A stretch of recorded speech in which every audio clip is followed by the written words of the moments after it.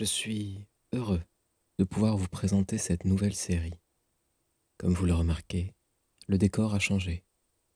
Ce sont des histoires que je ne saurais moi-même classer, perdues entre plusieurs genres, perdues aussi dans des récits parfois brumeux, parfois illusoires, des récits qui vont chercher à vous emmener vers des chemins tout à fait particuliers. Nous l'appellerons la série bleue. Installez-vous confortablement et passez un bon moment. L'antre du savoir. Tout objet dispose d'une tension maximale, appelée point de rupture. Connaître le point de rupture de toute chose donnerait un pouvoir immense à qui saurait le prendre. Comme il existe l'aube et l'aurore, des points entre deux états, il devrait exister une chose entre le bien et le mal. Isaac tenait l'un des vieux ouvrages de la bibliothèque. Sur la tranche, il pouvait lire traité sur les supernovas et leurs résultantes. Il esquissa un léger sourire en le replaçant. Il était heureux de voir que de tels ouvrages étaient encore empruntés. Récemment, la fréquentation de la bibliothèque était en chute libre. Le lieu était calme, probablement trop à son goût. Les vieilles tables de bois qui trônaient au-dessous d'un puits de lumière naturelle étaient tristement seules dans ce grand bâtiment. Bien que le silence soit une règle obligatoire dans une bibliothèque, il y avait tant de bruit qui venait animer le bâtiment. Le bruit des couvertures qui claquent, le bruissement des pages qui se tournent, les chaises qui raclent le sol, ou bien encore les stylos des chercheurs maladroits qui les font cliqueter par réflexe. Il récupéra un ouvrage sur son chariot et le serra contre lui. Il fallait le rajouter au fichier. Isaac s'arrêta quelques instants au milieu des tables. Il rapprocha le manuscrit qu'il tenait contre sa poitrine. C'était un vieux texte, plus vieux que lui, plus vieux que ce bâtiment. Et pourtant, l'espace d'un instant, les fantômes du passé apparurent à Isaac, et la pièce entière fut pâmée d'étranges fantômes, ceux de tous ceux qui avaient un jour foulé ces pièces. Leurs corps étaient posés sur les chaises désormais vides de la bibliothèque. Il s'émerveilla de voir les nombreux personnages présents. Puis soudain, la vision fut chassée, et il ne resta alors que le vide.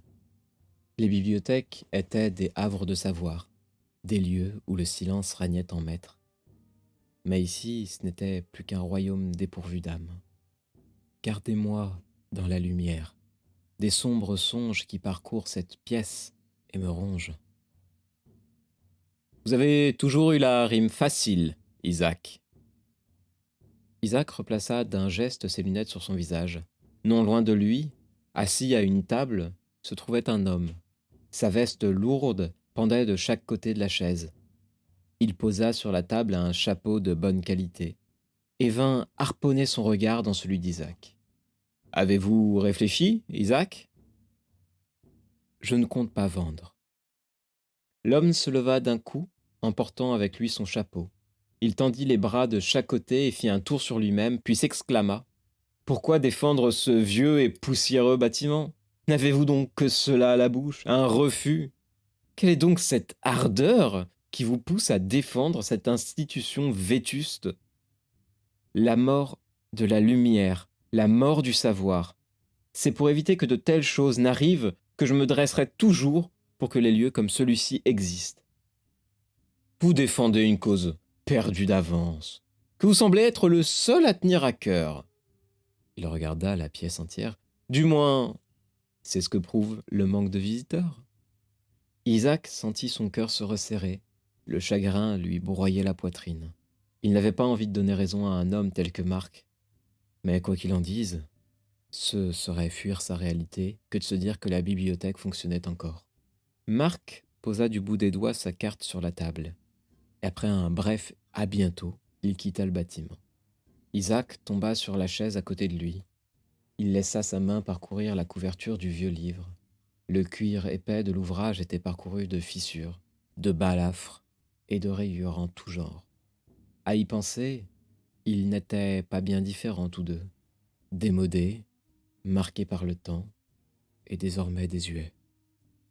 Il regarda le plafond de son établissement. Était-ce là donc la réponse de l'homme?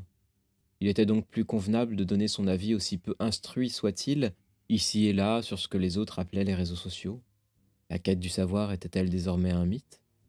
Était-ce finalement le nouveau Graal?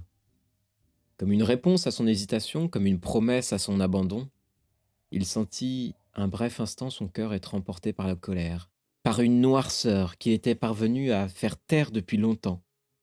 Les griffes de cette chose qu'il ne connaissait pas de nom se posèrent sur son cœur. Il se remit sur pied et chassa à grande eau cette pensée, cette sensation. Il la repoussa aussi loin qu'il le put. Que reste-t-il quand l'espoir meurt? Il reste ce qui se trouve désormais au fond d'Isaac, une noirceur, une profondeur abyssale, de laquelle ressort le squelette de ce qui fut autrefois le porteur de toutes les espérances. C'est alors qu'il l'entendit, un bref rire, cristallin, enfantin, et aussi étrangement douloureux pour son cœur. Il tourna sur lui-même et finit par trouver devant ses yeux une jeune femme.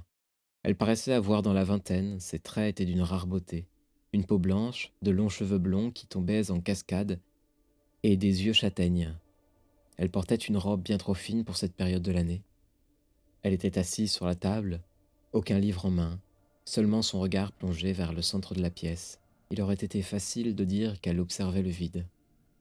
C'est plus triste que dans mes souvenirs. Les paroles qu'elle prononça lui rendirent toute sa réalité. Elle parut moins fantôme et bien plus humaine. Isaac se détendit et esquissa même un sourire compatissant. C'est malheureux que les livres passionnent moins le cœur et que ces temples soient moins fréquentés. La quête du savoir perd de son intérêt de nos jours. Malheureux? La voix de la jeune femme était empreinte d'une certaine colère, et cela n'avait pas échappé à Isaac.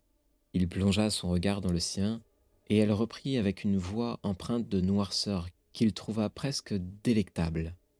Non, ce qui est malheureux, ce sont les jours de pluies imprévus. Ce qui est malheureux, ce sont les larmes d'un enfant. Ce qui est malheureux, c'est de savoir que vous vivez cela avec un sourire mièvre et l'âme fantoche.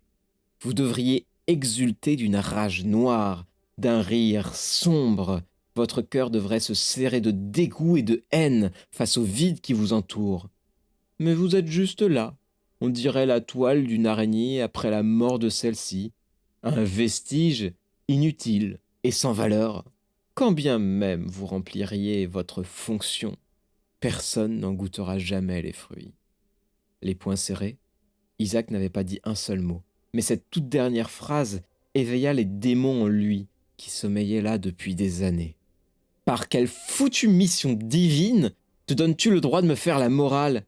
J'ai vécu pour le savoir. J'ai sué sang et eau pour que cette bibliothèque soit aussi belle et robuste qu'elle ne l'est. J'ai toujours conseillé, aidé et accompagné les chercheurs. Sa colère se lisait sur son visage, mais pas encore dans ses mots. La jeune femme esquissa un demi-sourire qui suffit à lui faire perdre toute raison. J'ai concilié pendant des années toute cette haine qui dort dans mon cœur. J'en ai oublié ma propre raison, j'en ai oublié comment dire que cela me déplaît. Et j'ai pris sur moi. J'ai tenté d'avancer alors que cela me met hors de moi. Je voudrais brûler ce monde qui se détourne du savoir. Pourquoi ne pas l'avoir fait? Isaac resta les bras ballants devant cette réponse enfantine. Elle ne prenait pas en compte la morale d'un adulte. Elle ne... Et finalement, peut-être qu'elle prenait en compte tout cela, mais qu'elle n'en avait que faire. Car je n'en avais pas la force. Et si je vous la donnais, cette force? Son visage, qui paraissait angélique, fut alors transi vers un sourire. Son visage, qui paraissait angélique, fut alors transi par un sourire qui se voulait porteur de promesses, mais aussi qui avait quelque chose de rieur. Ses yeux s'étaient légèrement refermés, trahissant alors toutes ses attentions. Mais Isaac était de ces hommes qui auraient croqué toutes les pommes si le savoir était à la clé. Elle tendit sa main à Isaac, et celui-ci la saisit. Elle était douce et froide comme la glace, des doigts de velours. La jeune femme tira Isaac entre deux rayons Et là, juste entre les livres sur l'histoire et l'art, se trouvait un escalier. Isaac observait les marches qui descendaient dans les abîmes. Il était certain d'une chose, il n'y avait jamais eu de tels escaliers ici. Il descendait sur plusieurs dizaines de mètres, et après une interminable noirceur, se trouvait finalement une pièce. Il n'y avait rien d'autre que des étagères sur tous les murs. Eux-mêmes contenaient des ouvrages qui semblaient aussi vieux que celui qu'il tenait depuis son entrevue avec Marc. La jeune femme le laissa entrer, et il remarqua au centre de la pièce, un pupitre. Il y posa le livre qu'il avait tenu tout du long. Qu'est-ce que je fais ici? La véritable question serait plutôt: qu'est-ce que vous attendez? Je ne comprends pas. Vous l'avez toujours eue, cette noirceur qui vous teinte. Vous avez si longtemps tenté de faire taire vos démons, de me faire taire. Isaac comprit alors quelque chose de fondamental. Ce qu'il avait en face de lui, cette femme qui lui paraissait si douce et si sombre, était ce qu'il avait toujours tenté d'enfermer au plus profond de lui. Après tout ce temps, après tant d'écorchures et de silence, n'est-il pas temps de laisser enfin la lumière fondre dans l'obscurité? Mais j'ai passé ma vie à tenter de leur montrer la voie, de leur paver le chemin, de savoir et même de lumière. Elle posa sa main sur celle d'Isaac. Et voyez les remerciements que l'on vous donne. Elle déposa dans le creux de sa main la carte de Marc. Le cœur d'Isaac venait de rater un battement. Et soudain il s'emballa dans une rage épouvantable. S'il avait pu pleurer, il l'aurait fait. Mais les larmes ne vinrent jamais, seulement la rage. Elle posa sa main sur le visage d'Isaac. Son contact était froid et rassurant. Mais cela n'apaisa en rien sa haine. Je t'avais fait la promesse que le jour où je sortirais, ce serait pour plonger ce monde dans la noirceur. J'avais fait la promesse de ne jamais au grand jamais me laisser consumer. Ce sont les autres qui t'ont brûlé. Tu n'y es pour rien. Fais ce dont tu as toujours eu peur. Isaac ouvrit le livre et commença à lire à voix haute. Comme il existe l'aube et l'aurore, des points entre deux états, il devrait exister une chose entre le bien et le mal. Car de ces mots est née l'idée que le chaos existe, car du chaos vient l'inégal bien et l'inégal mal. Je romps mes liens. Car l'espoir n'abreuve pas le ciel, car le sang abreuve les cœurs. Je te libère de ces pages et souffle ton nom dans la nuit. Méon, première engeance du chaos, moi, ton gardien, te libère de ta prison. À ces mots, la jeune femme fut prise de convulsions, et soudain sa peau vira du blanc éclatant à une peau grisonnante. Ses yeux devinrent alors roses et ses cheveux noirs. Elle avait des vieux fers dont les chaînes étaient brisées aux pieds et aux mains. Elle saisit le visage d'Isaac et l'embrassa fougueusement. Enfin libre, enfin libéré, mon amour, tu as enfin décidé de lever ma sentence. Elle claqua des doigts, et ils se retrouvèrent dans la grande salle de la bibliothèque. Elle claqua de nouveau des doigts, et soudain le lieu entier se brisa. Les étagères porteuses de savoir et de connaissances éclatèrent, et les pages volèrent dans le ciel, tandis que le toit au-dessus d'eux se brisait en de petits morceaux et s'élevait dans la voûte céleste. Isaac s'assit sur une chaise et observa les pages qui tombaient du ciel. Il remarqua sur l'une d'elles cette étrange et si poignante phrase: le chaos s'annoncera comme l'avènement d'une renaissance, tambourinant de colère, de rage et de tant d'émotions qui lui en furent privées par le savoir. Il attrapa la feuille au vent, alors même que le sol sous lui laissait la végétation renaître à une vitesse folle. Il se tenait feuille en main, à l'endroit d'où le chaos venait de renaître. Il avait passé sa vie à tenter de l'empêcher de ressurgir. Mais étrangement, finalement, et après tout cela, il ne se sentait pas coupable. Il n'avait Dieu que pour elle, que pour Méon, qui se déchaînait dans toute sa splendeur.